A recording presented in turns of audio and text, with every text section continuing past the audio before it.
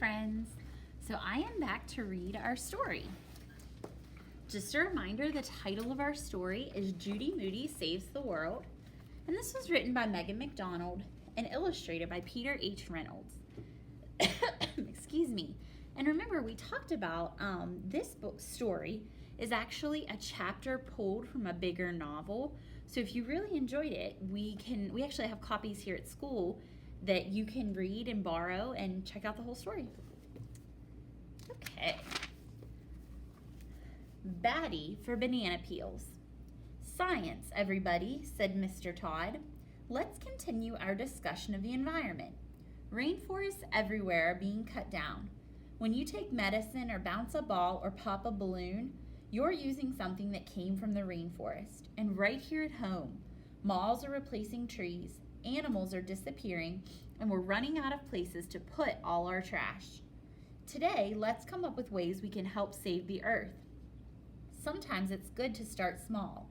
Think of ways we can help at home, in our own families, and at school. Any ideas?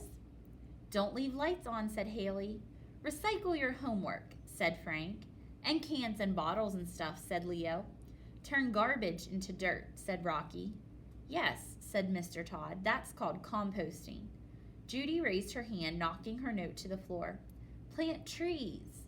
Don't be litter bugs, said Jessica Finch.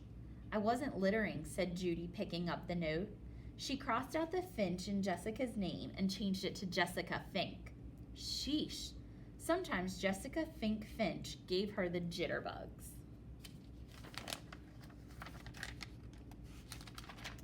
Great, said Mr. Todd. These are all good ideas. Look around you, at home, in school, on the playground, not just in science class. How can we help the planet? How can we make the world around us a better place? We can each do our part. All it takes is one person to make a difference. One person? If all it took was one person, then she, Judy Moody, could save the world. She knew just where to start, with a banana peel. On the way home from school that afternoon, Judy asked Rocky, Hey, can you come over and eat some bananas? Sure, said Rocky. What for? Compost, said Judy. I'll eat too, said Rocky. In Judy's kitchen, Judy and Rocky each ate 1.5 bananas. They fed the fourth and last one to Mouse, Judy's cat. Then Judy tossed all 4 banana peels in a bucket. Why don't we make a sign for the bucket that says, Turn garbage into dirt, said Rocky. Rare, said Judy. Tomorrow we can tell Mr. Todd how we started to heal the world. Double cool, said Rocky. Wait just a minute. Why didn't I think of it before?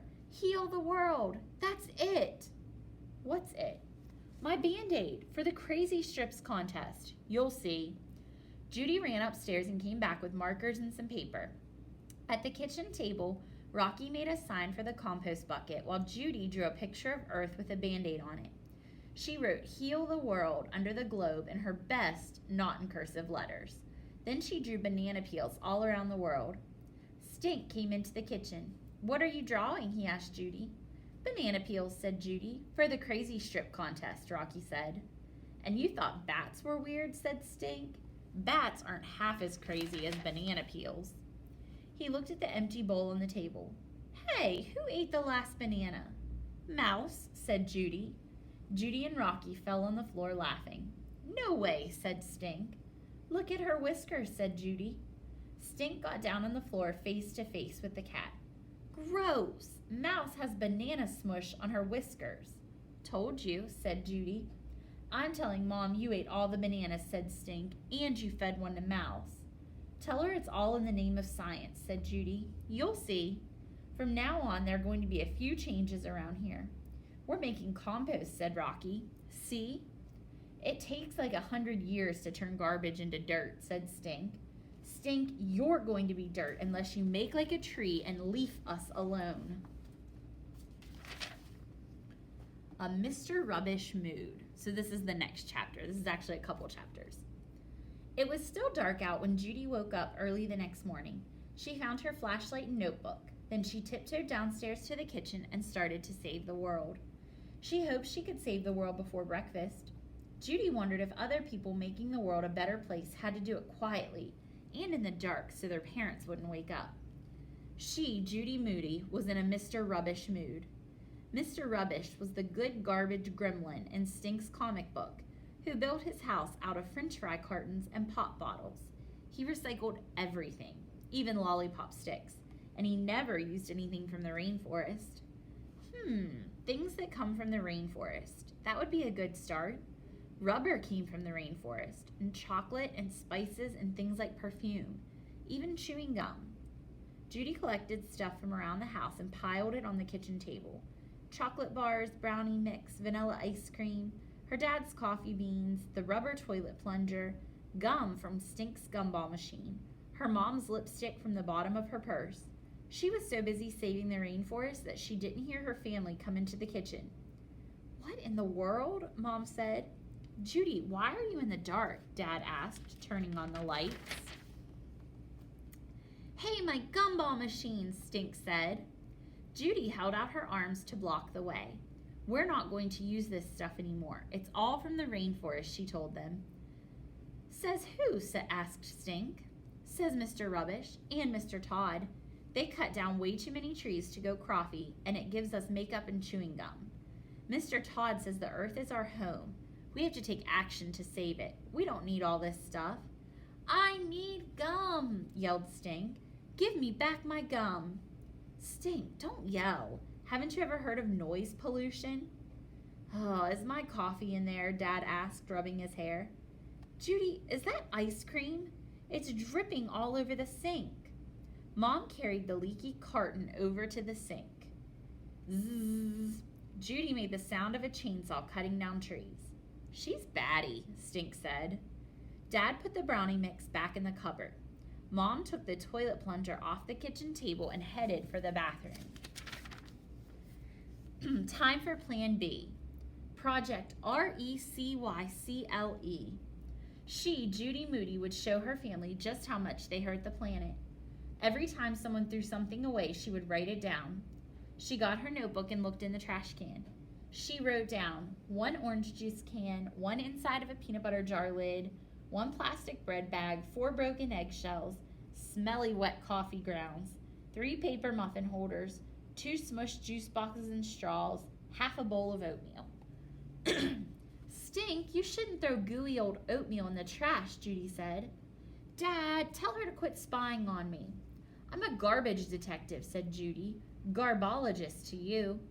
Mr. Todd says if you want to learn what to recycle, you have to get to know your garbage." "Here," said Stink, sticking something wet and smushy under Judy's nose. "Get to know my apple core."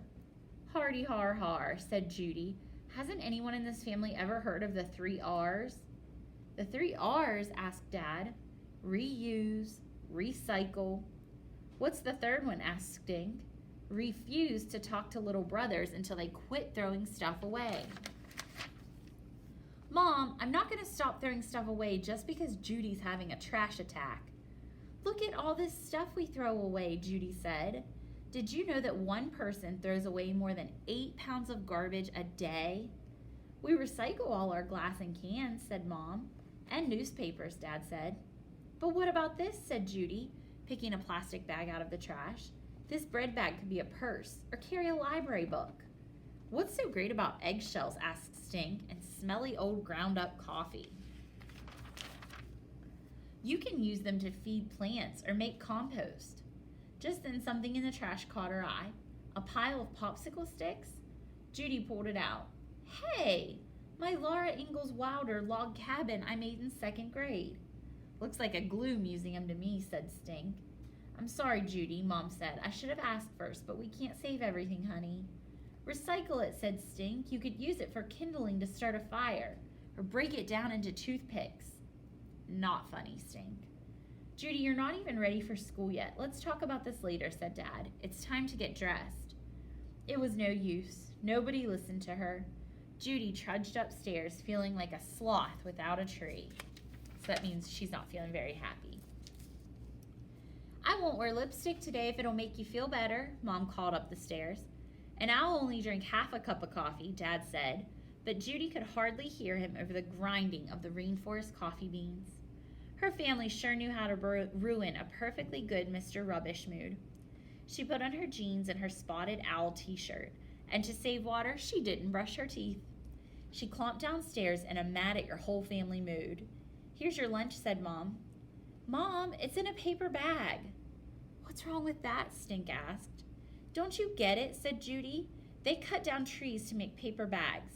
Trees give shade. They help control global warming. We would die without trees. They make oxygen and help us take dust and stuff out of the air. Dust, said Mom. Let's talk about cleaning your room if we're going to talk about dust. Mom, how was she supposed to do important things like save trees if she couldn't even save her family tree? That did it. Judy went straight to the garage and dug out her Sleeping Beauty lunchbox from kindergarten. Are you really going to take that baby lunchbox on the bus, where the whole world can see? Asked Stink. I'm riding my bike today, said Judy, to save energy. See you at school then. Stink waved his paper bag lunch at her. If only she could recycle her little brother. Go ahead, be a tree hater, called Judy. It's your funeral. Making the world a better place sure was complicated. So what about you at your house? Do you recycle anything? At my house, we recycle plastic bottles, regular paper, and magazines. But you can tell from Judy's experience in the story, it can be tough to make all the changes necessary to save the world.